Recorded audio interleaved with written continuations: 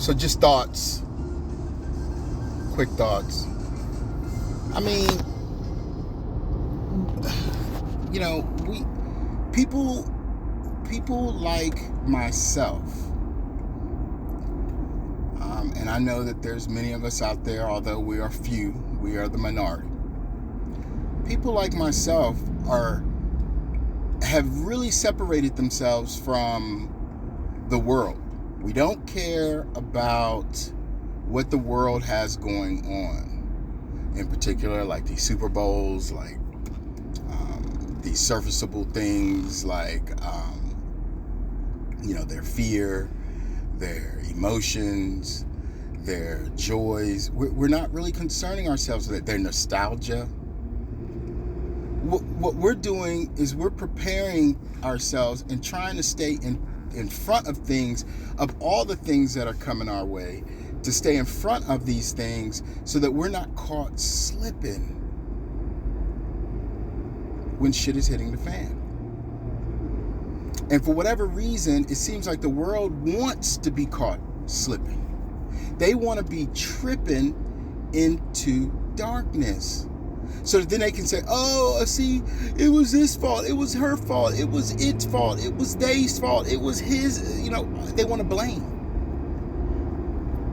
And it's like every time you look around in terms of trying to help people, what is happening is they can't accept or acknowledge the help, because what they want to do is they want to maintain their own understanding.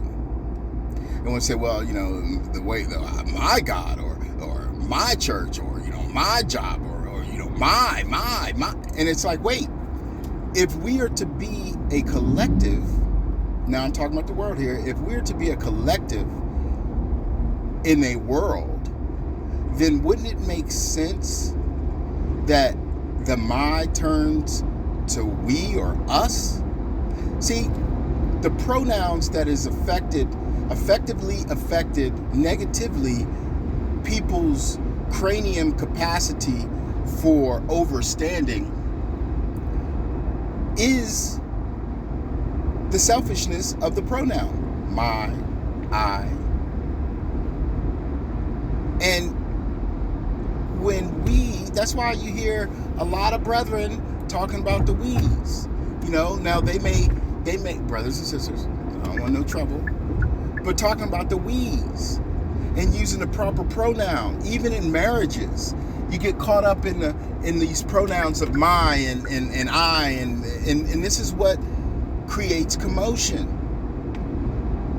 But psychologically, because we have been under a great spell of Gentile witchcraft, of Pharaoh magician sorcery, we can't quite gather the facts surrounding, this is not all, but we can't gather the facts surrounding the future, or I dare say the future, that surrounding the growth, the progress, and what that looks like. So some brethren and sisters want to run around and talk about it's the Bible. Some brothers and sisters want to run around and talk about it's this denomination, it's this Christian, it's Jesus, it's whatever. None of that matters. All that matters is that you are sorting yourself out in preparation for what we all know and feel is coming. Too many times and too many people run around here thinking that they're going to be some rapture, or they're going to get out, or there's another 1,000 years, or what. None of that is, that's all a snare. That's all a something that's going to get you caught up. Because the more you try to take yourself away from responsibilities, innate responsibilities, the more you become Gentile-minded. Our minds is a terrible thing to waste. I remember that in Negro Scholarship Fund. I'm that old, yes. But the mind is a terrible thing to waste. So why are we wasting it dealing with nostalgia? Dealing with people who are dismissive, people who do not want to acknowledge the things that we see.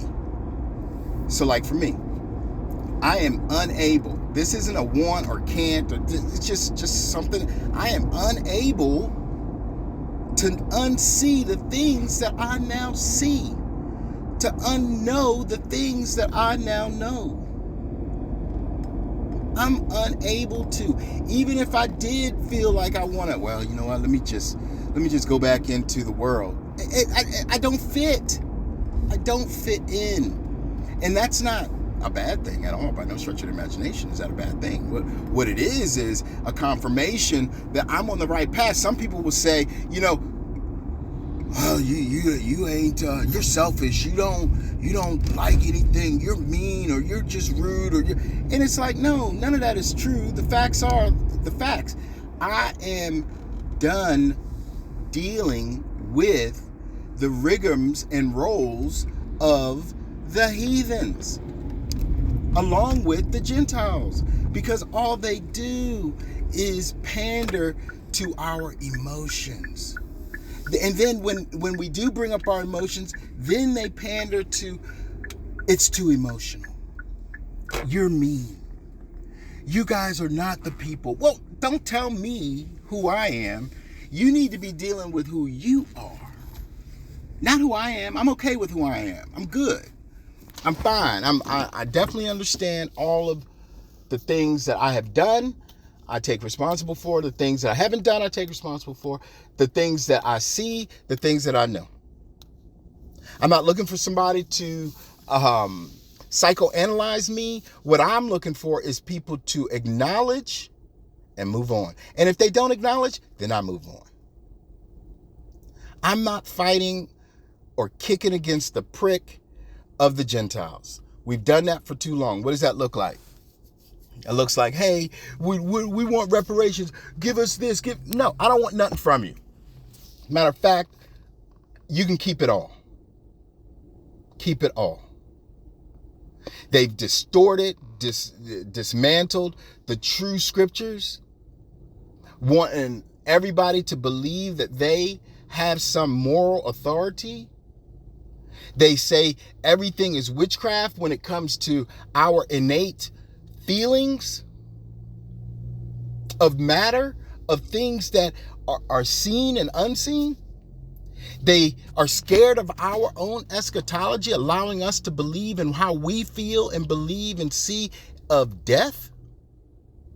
They hold us prisoners within their hospitals, in their prisons, in their schools, in their corporations.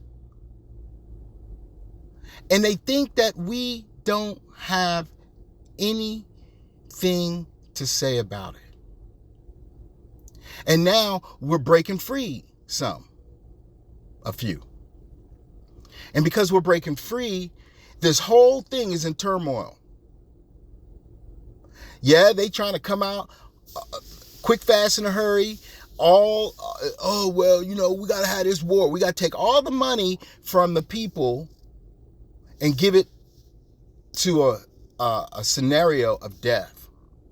And somehow these are the people who are to lead us to so-called heaven.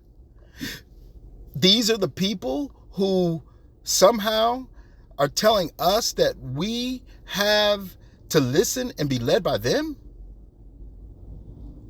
See, this thing is all topsy-turvy. It is all rickety. It is rickety-dickety. These people can't even tie their shoes, and they're being exposed on that. And that's why I'm saying that we have to continue this fight. Our fight is against the principalities. The principalities is the emotions. The emotions is the mental anguish that many are going to have because we are going against them. They, in a sense, are kicking against a prick, which is kicking against Israel, because we are no longer docile, domesticated, submissive to their whim and their needs.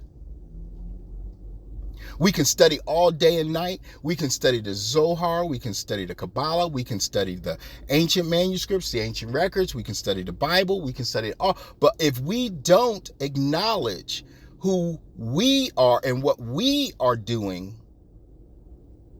to manifest the next phase, well, then we're stuck with them. They keep asking us to come down. Come on, stay here. Hold on. No. It's time for us to lead. And we're not leading them. We're leading each other because we have not led each other properly. Our preparation for so long has been, how can we lead them to the situation of success in their kingdom? The whole time, stunting our people's growth, our people's progression, doing away with our own spirituality, seeing that we are the catalyst for all of the things that has been done, all the things that will be done. They do not have a clue. They ran around talking about God talked to them and you know, Trump's going to win. They ran around talking about how they love Jesus, but their actions are completely antichrist. They ran around talking about, we don't want to have a history, black history. It needs to be what we decide it to be. Otherwise, it's full of wokeism. But yet, that just says that all they want to do is stay asleep. That in itself, for us to even be having a conversation in our world today about being woke or not, signifies that people would rather stay asleep than know the truth. People would rather eat the McDonald's McRib than eat the lamb. And for some strange reason, they mad at us. And you know, this is just quick. I'm not even sure, but they mad at us. So we have to make sure that as we move forward, and this is all my point, just as we move forward, that we stand strong and resolute in who we are and whose we are, and in our preparation. So we have to be the preppers. Now the preppers, their preppers is, let me go get all this food. Let me go do. No, our preppers is to prepare our place for the next phase. And not have no fear of the next phase. Because they're going to be scared, running around, not understanding things. And we're going to be sitting around going, it's okay. They're going, no, it's not okay. But it is okay. Are you not alive? Do you not have breath in your lungs? Are you not able to walk? Are you not able to talk? Are you not, and all of that, are you not able to praise the God of Abraham, Isaac, and Jacob? Praise the Most High, the Creator, the Ancient of Days? And can you not talk? Because obviously you're talking. So if you're not doing if you're not preparing yourself by way of the Father to protect yourself from the wilds of the demons that He's sending to this realm to purge it and clean it up, well, then you're wasting your time and you're wasting my time. That's the whole moving out of the way. They're going to be moved out of the way, but so are we. Wouldn't it make more sense that He's going to take them out the way? For they know the spaceship comes down and blows and destroys them, and then we're safe? There's a lot of things that aren't making sense that are starting to resonate in a different way, in a different light. You know, I'm not going to go in depth on it all right now, but, you know, on Wednesday, I will have some conversation about the things that I'm starting to see that really doesn't make sense to me biblically. And maybe we can hold a conversation, what have you. But this whole mindset, this mental illness that they got going on, that they're trying to keep us in, is just something that is a wonder. It is a sign and a wonder. And the Most High has given us the pathway out of it, shown us how to manage ourselves and prep ourselves to be part of the kingdom to come. And we just need to stay in tune with that. We can't be looking at them for leadership. We can't be looking at them. We cannot even entertain them. That is they are still at this day eating off of the tree of knowledge of good and evil. So that means that we can't even entertain what they saying, what they doing, what they seeing, how they're acting. It doesn't matter. That's them. Black, white, Puerto Rican, Haitian, so-called whatever, whoever, whatever nation, all nations, everyone is eating off of the tree of knowledge of good and evil. Yet, the tree of life is here. The tree of life is growing within each of us. It's becoming it's blooming so bright and so radiant and so vibrant that people don't even want to acknowledge it. I don't know what that is. That feeling that you get of the truth, and then they go, well, I don't know what that is. I'm just going to stick with the rivers and lakes that I'm used to. We have done so much due diligence. We have done so much research to find out the truth. We have been diligently seeking the truth. And you would think that diligence would mean something, but it doesn't, which is the irony of the Gentiles and the heathen, because truly they don't want the truth. They talk about the truth, but they don't want the truth. They can't handle the truth. A few good men. Ironically, that is the truth. There is only but a few good men and women. A few good people, only a few, that can handle the truth. Because that burden of the truth is great. It is, what is it? E equals MC squared. It is the greatest mass ever held. They think that their white man's burden is heavy. Shoot, they ain't seen nothing yet. It's time for us to stay awake and then move on out the way and let things be as they will be, and be patient in doing so, because if not, then we will be caught up. We will be ruptured right along with the heathen and the Gentile. All praises to the Father, God of Abraham, Isaac, and Jacob. All blessings bestowed to the family. All blessings bestowed to those that are seeking and those that are downtrodden, the poor, the charitable, and those that are needing charity. All praises, and may the blessings of the Father be bestowed upon you. Shalom.